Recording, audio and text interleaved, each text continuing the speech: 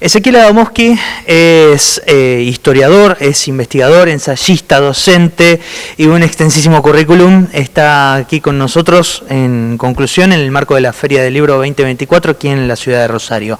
Ezequiel, ¿cómo estás? Gracias por recibirnos. No, un gusto poder hablar con ustedes. Un gusto estar acá en Rosario presentando el libro. Esta vez, en esta oportunidad, estás presentando tu último escrito, que es Al compás del tamboril.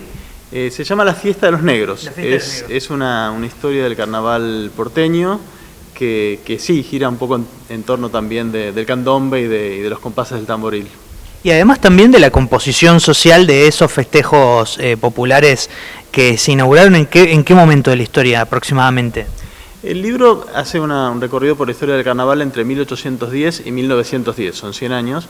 El carnaval había empezado a celebrarse antes en Buenos Aires, ya en el siglo XVIII, en la época de la colonia se celebraba, pero tuvo su época de oro, su auge mayor en la segunda mitad del siglo XIX, cuando fue una fiesta enormemente multitudinaria. Un tercio de la población se decía que participaba de los festejos. Era una fiesta que asombraba a los visitantes extranjeros por su intensidad y su masividad, ¿no? Varias cosas. Pienso, por ejemplo, en la cuestión de que en las redes sociales dijiste que este fue el libro que más te gustó hacer, y eso que has hecho varios escritos. ¿Por qué esta cuestión especial? Es el que más me gustó, también el que más me costó, porque como objeto de estudio fue todo un desafío. Y creo que es mi mejor libro, el más original. No sé si será el más leído, pero sí el más original. Bueno, un poco por el objeto de estudio. El carnaval es muy divertido de por sí, ya como celebración, y además como una situación en la que suceden toda clase de transgresiones de las fronteras de lo posible, ¿no? El carnaval es una fiesta en la cual el mundo de los de arriba y de los de abajo se conecta, se mezcla, se interfiere mutuamente, una fiesta en la cual las fronteras entre lo femenino y lo masculino también son desafiadas, y en este libro además pongo mucho énfasis en lo que son las fronteras étnicas, ¿no? Una de las características que tenía el carnaval porteño es que combinó en la misma celebración, en las calles, comparsas de afroporteños, que eran muy visibles y muy numerosas en la segunda mitad del siglo XIX, con una cantidad enorme de comparsas de blancos que imitaban o retomaban las estéticas que planteaban los afrodescendientes, ¿no? Aprendían a tocar tambores, tocaban candombe, a veces se disfrazaban o se tiznaban el rostro para emular a los negros, y ese fue un momento crucial para empezar a erosionar un poco esa frontera, esa barrera que existía entre blancos y negros, que en ese momento, poco tiempo antes, había sido el final de la esclavitud en nuestro país. Hasta ese momento era una frontera bastante infranqueable, y el carnaval colaboró un poco en ese replanteo del vínculo entre blancos y negros en nuestro país, sobre todo entre las clases populares, ¿no? Hay una pregunta que es inmanente en todo esto y que es muy repetida, por lo menos en el mainstream de quienes quieren abordar la historia desde otras aristas. Estoy hablando de la gran pregunta de qué pasó con la población negra en Argentina. ¿Se podría decir que el carnaval fue una herramienta un poco de integración o de mixtura dentro de las etnias que poblaban en aquel entonces nuestro país? Bueno, sí fue. El carnaval en el siglo XIX fue un vehículo a través del cual los afrodescendientes se ganaron un lugar de mayor visibilidad como parte de la sociedad argentina, ¿no? Desde comienzos del siglo XIX se los encuentra, esto lo refiere la prensa todo el tiempo, jugando el juego del agua, atreviéndose a mojar a los blancos en un momento en el cual eso era particularmente complicado, divirtiéndose junto con personas de clase popular de toda procedencia y de todo color, y luego también con un fenómeno que es central en mi libro, que es que lograron colocar uno de los elementos de su cultura, que es el candombe, el elemento quizás más representativo, lograron colocarlo en el espacio central de la fiesta y consiguieron comunicar esa cultura incluso a parte de la población blanca, ¿no? Con lo cual sí, el carnaval fue uno de los espacios en los cuales los afroporteños ganaron presencia, visibilidad y legitimidad como parte del pueblo argentino. Y dejaron además una marca indeleble en nuestra cultura, porque además esas expresiones carnavalescas y candomberas de esa época influyeron muchísimo, por ejemplo, en el desarrollo del tango posterior y de toda la música popular en el siglo XX, ¿no? Por dar un solo ejemplo. La población afrodescendiente siguió estando allí, sigue estando hoy entre nosotros, perdió visibilidad por distintos motivos. Uno demográfico, que es que fue una comunidad que creció con el crecimiento vegetativo del resto de la población en una época en la cual llegaron literalmente millones de inmigrantes europeos, ¿no? Con lo cual creció mucho más la proporción de europeos que la proporción de criollos y negros, con lo cual se redujo su peso, siguió estando allí, pero se redujo su peso demográfico. Pero luego también hubo una presión blanqueadora muy fuerte del Estado argentino a partir de finales del siglo XIX, cuando planteó que somos un país blanco y europeo, y de alguna manera empujó a la visibilidad a la comunidad afroporteña, que seguía estando allí como siempre, ¿no? Parte de esta presión y de esta puja se dio en el carnaval. Una de las cosas que encontré en mi investigación es que la policía porteña prohibió el candombe en los carnavales en el año 1894, tanto el candombe practicado por afrodescendientes como el que practicaban los blancos en las comparsas de blancos. Prohibió esa expresión cultural como parte de esa presión blanqueadora, ¿no?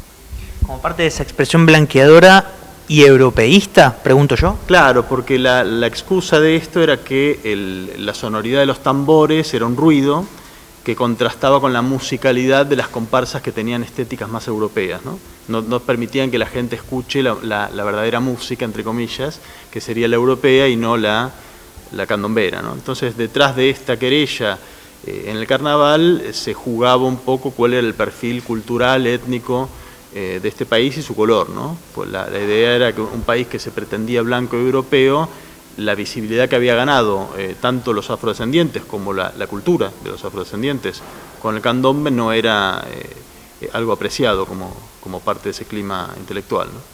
¿Podría entonces decirse que el candombe es el hecho maldito del país europeo?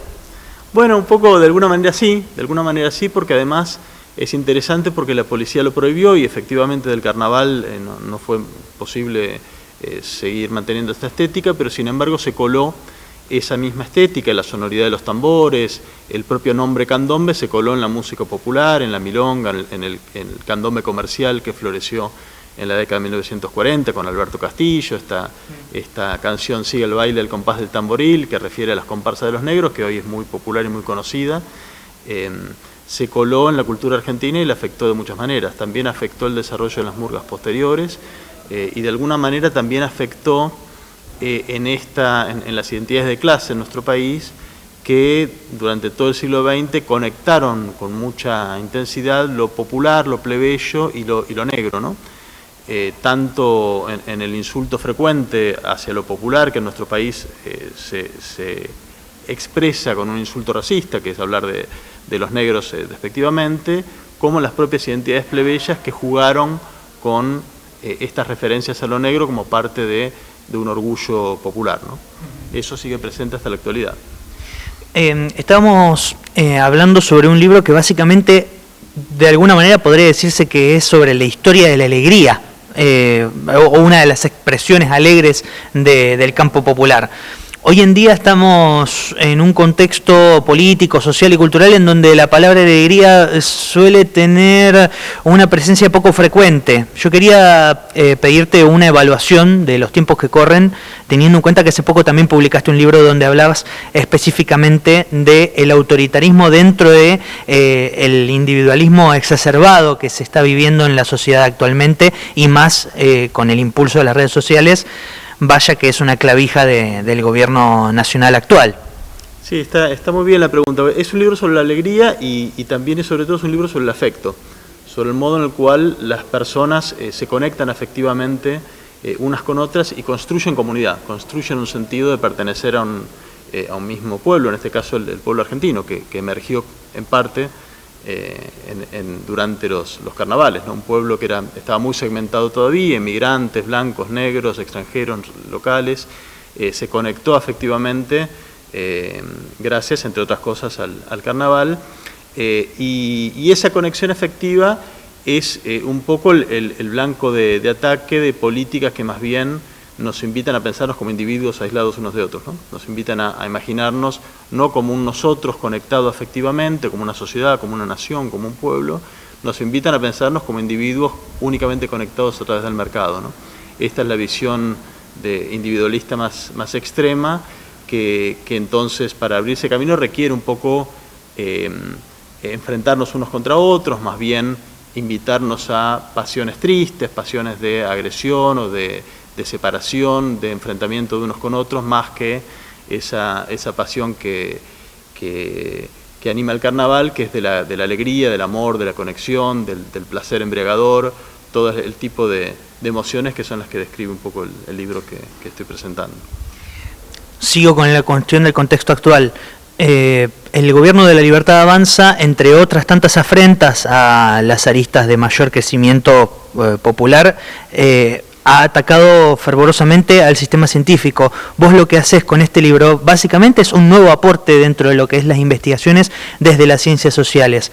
Mi pregunta es, en ese contexto, ¿cuál es la importancia de este tipo de investigaciones como esta que hoy estás presentando en la Feria del Libro?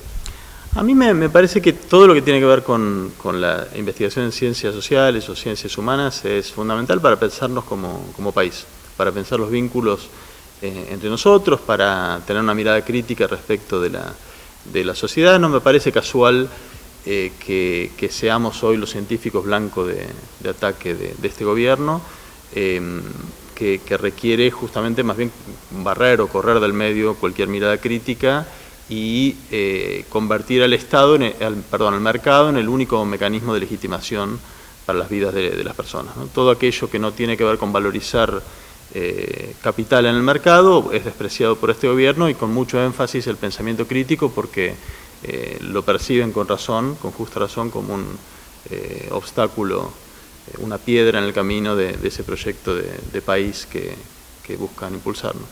Vendeme el libro.